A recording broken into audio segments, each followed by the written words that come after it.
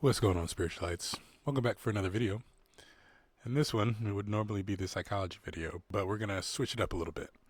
And for these videos that come out on Friday, we'll look more of a history, current events, learning about the space and the players within.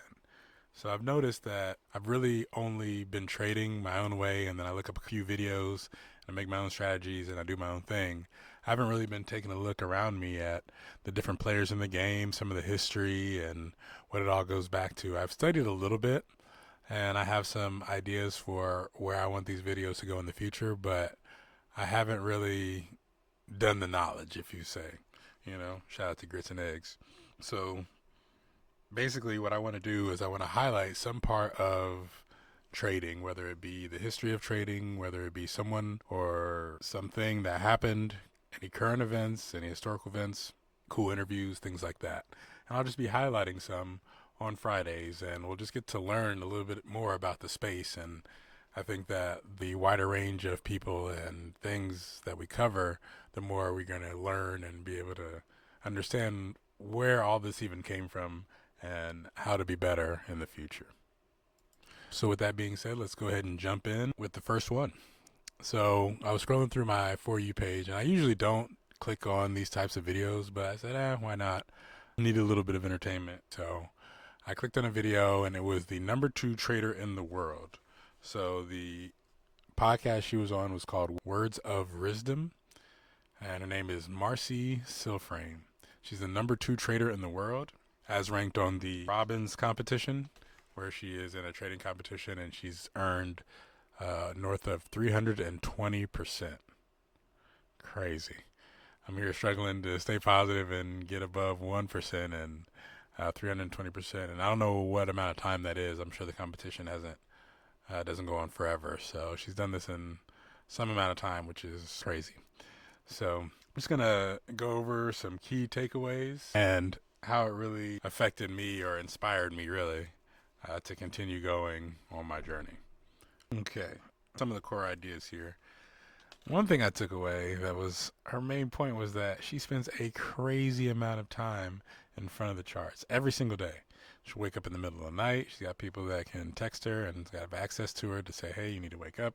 She's got people that are trained to look for the same things that she looks for so that she can always have her eyes on the charts even if they aren't. And so she talks about spending 12, 14, 16 hours a day sometimes.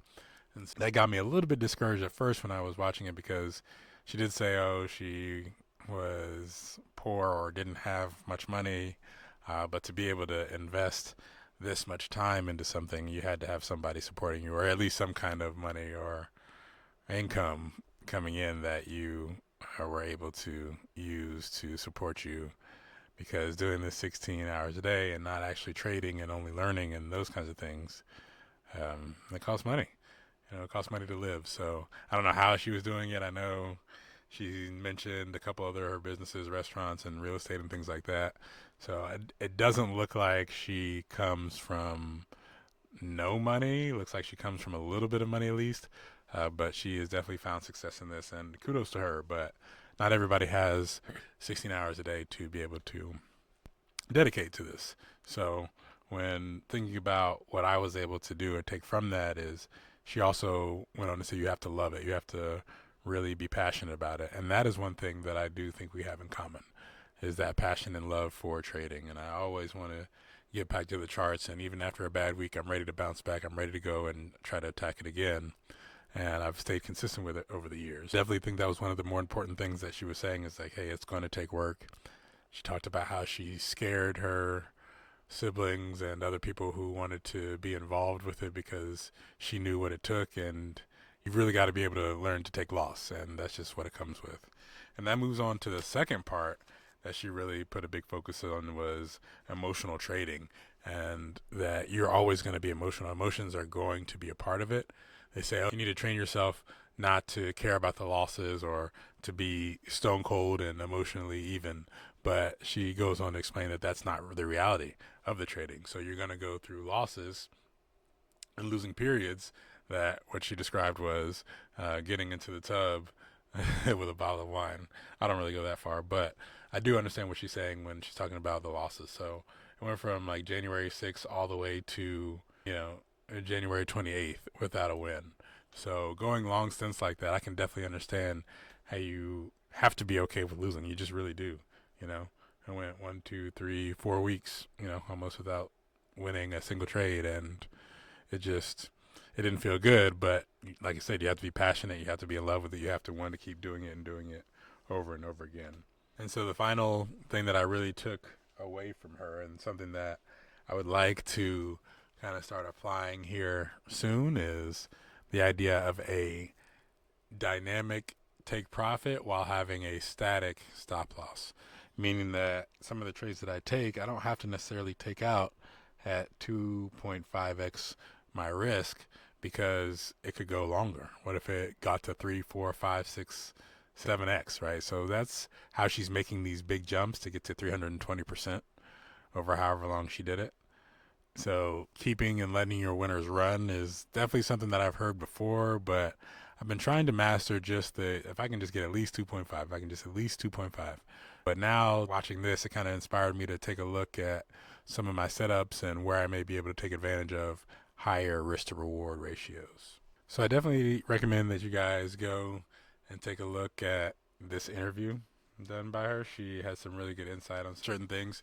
And this applies to everyone, retail traders, long-term investors, if you're really doing day trading, if you're doing long-term, because she talks about how she studies the market and what she looks for and how often she does it and across what environments that she do it. I mean, she really breaks it down into what you need to be ready to study. And she's doing this for hours and hours each day. I think that if you set a plan and that you're able to stick with that plan, obviously, you'll be able to reach some form of success. Now, will you be the number 2 trader in the world like she is? Most likely not, because putting in that kind of work is, a full-time job. And even if you did have it as a full-time job, I know, speaking for myself, I would get comfortable at a certain level where I'd be like, okay, the amount of work I am putting in is matching the output that I want, so I can stay consistent at this level. So overall, my perspective changed a little bit after watching this video on trading, in terms of thinking that I could separate my personal life with the actual trading part.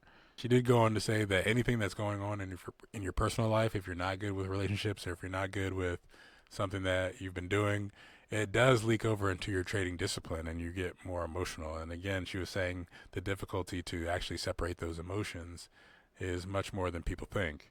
And I've definitely experienced that. So I think from now on, if I do have personal issues going on, which I always do in the background, right? But if it gets overbearing, then that's when I need to really just focus on back testing. And that's what she said. She wouldn't step away from the charts per se, just not the actual trading. So she would just jump into just some deep back testing and go on long back testing droughts before she even touched the market again.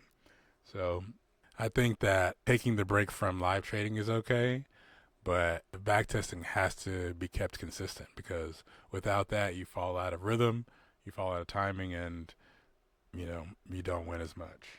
As a side note, I did think it was interesting that she said she never moves her stop loss. Once it's in, and she's only taking profit. She's never going to move the stop loss to whatever she's willing to risk.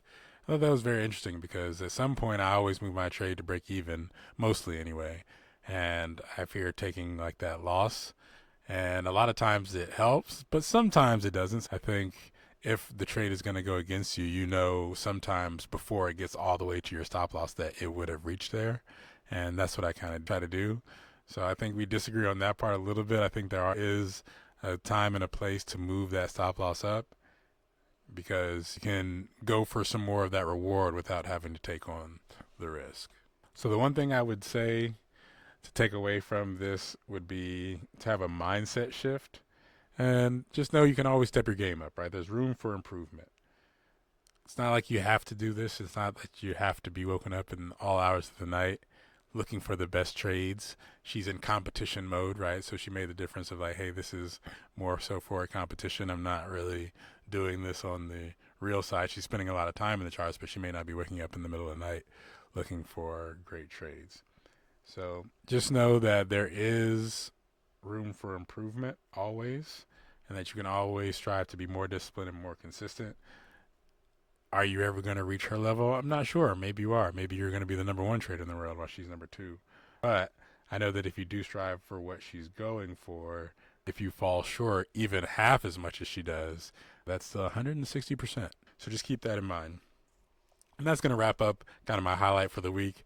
Next week, I'll have to pick a different person. I've got a few different people that I do want to talk about, but who knows? Maybe I'll even find something new from now until next Friday. So, with that being said, please keep in mind this is not financial advice. It is for educational purposes only. Before you begin investing and or trading your hard-earned money, consider consulting a financial advisor. And just remember, this is the journey, not the highlight reel. Trade smart, live free.